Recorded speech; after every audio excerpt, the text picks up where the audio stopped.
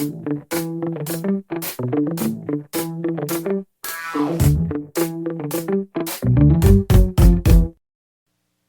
back to MMO Madness Behind the Troll Mask. I'm your host, Boss Mode.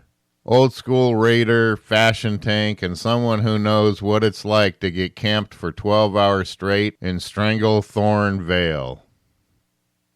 Today we're talking about something bigger than any one troll, any one guild meltdown, or any one raid wipe. We're talking about the mask itself. Anonymity.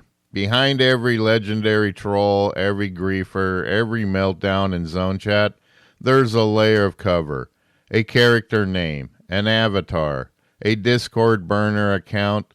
That mask is what makes MMO world tick. And the big question is this: does anonymity create trolls, or does it just reveal who players really are when they think no one's watching? Back in the early days, MUDs, text-based adventures, dial-up, EverQuest, anonymity was liberating. You weren't Dave from Wisconsin anymore. You were Shadowblade of the Merciless. You weren't Karen from Ohio. You were Xandra, the Sorceress Queen. And for a lot of people, that anonymity was a gift. It gave them the courage to roleplay, to socialize, to try on identities they couldn't in the real world. A shy high school kid could become a guild leader. A burned out dad could escape for a night as a paladin saving kingdoms. But with that gift came a curse. Ninja looters in EverQuest, Anonymous. The first scammers in Ultima Online, Anonymous. The first person to kill Lord British in UO, Anonymous, and now immortalized as an MMO legend.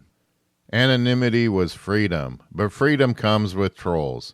Some people used the mask to become a hero. Others used it to become a professional douchebag with a macro script.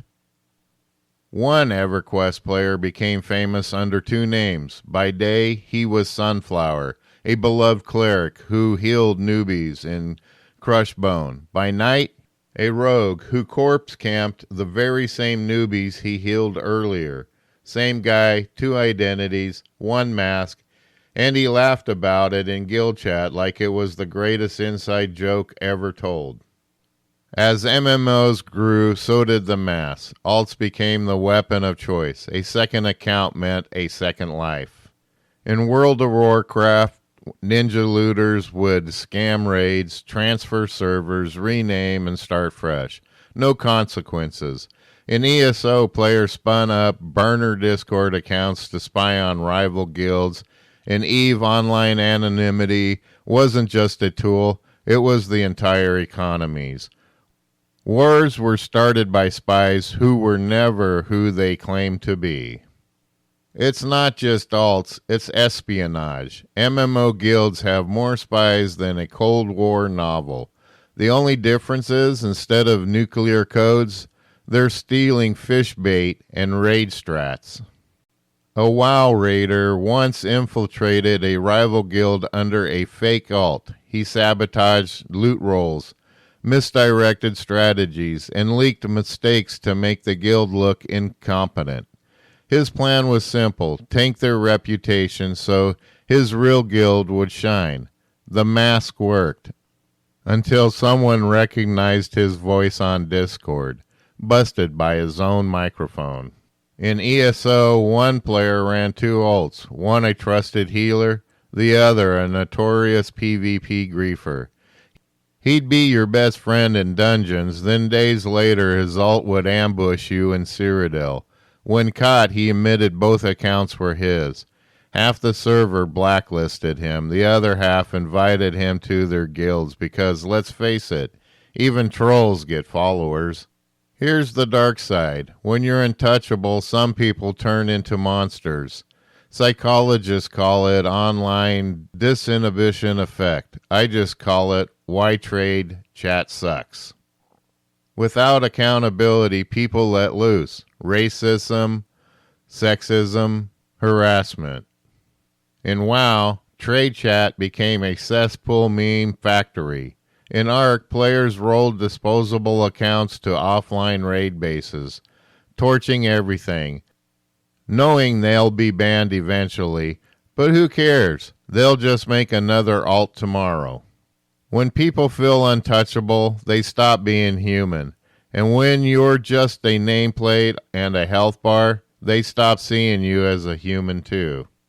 In BDO, a guild leader secretly made fake accounts and sent hate mail to his own guildmates. He wanted them paranoid, thinking enemies were targeting them. The paranoia worked. Half the guild quit. When he was exposed, he shrugged it off. Relax, just pixels. But those players, they were done. For them, the mask broke the guild. It's not all doom and salt. The mask sometimes lets people heal. Role players thrive under anonymity, able to tell stories, explore identities, and live out fantasy lives without fear of judgment. For some, it's therapy. For others, it's the only place they feel free. And sometimes, trolls reform. In ESO, one PvP player was infamous for spamming toxic trash talk in zone chat. He had burner alts, endless gank squads, and a reputation as that guy. Years later, he admitted who he was, dropped the mask, and joined a chill social guild. Instead of flaming newbies, he started coaching them. The anonymity that once let him troll also gave him a way to restart. In Ark, a guy rolled a secret alt to spy on a rival tribe. He expected betrayal, sabotage, and loot. Instead, they adopted him as their tribe's pet mascot, calling him Bob the Naked Guy. They gave him loot, built him a hut, and made him a mascot. Instead of griefing, his secret alt became a comedy legend. He ended up staying longer with them than his real tribe. Sometimes the mask lets you be a villain, but sometimes it gives you a second chance to be a hero, at least the comic relief. Here's the thing, anonymity in MMOs is just the mirror of the whole internet. Reddit, anonymous, Twitter, Xburner accounts, anonymous, Discord alts, anonymous. Every rule you see in MMO plays out everywhere else. Trolls thrive where masks exist, but so do the poets, the role players, and the weirdos who make this all worth logging into. The mask doesn't decide who you are, it just frees you. And what comes out? The knight, the villain, the idiot in zone chat spanning anal thunder fury, that's on you. So, is anonymity the soul of MMOs or the poison? The answer is yes, it's both. Without it, you don't get the chaos, the freedom, the legends. But without it, you also don't get the toxicity, the griefers, the scams. The mask is the real boss fight, and it's one we'll never win. But maybe, just maybe, it's one we shouldn't. Got a grief story or a redemption arc worth sharing? Email me at podcast@mmomadness.com. Your story might be featured in a future episode. Hey, and don't forget to like, share, and follow the podcast. And now, a word from our sponsor. Subscribe now to MMO Madness, Behind the Troll Mask, sponsored by Boss Mode Fashion, because even if your DPS is trash, your outfit doesn't have to be. Find your next respawn-ready outfit at bossmodefashion.com. I want to thank you for coming in and listening. And until next week, Boss Mode out.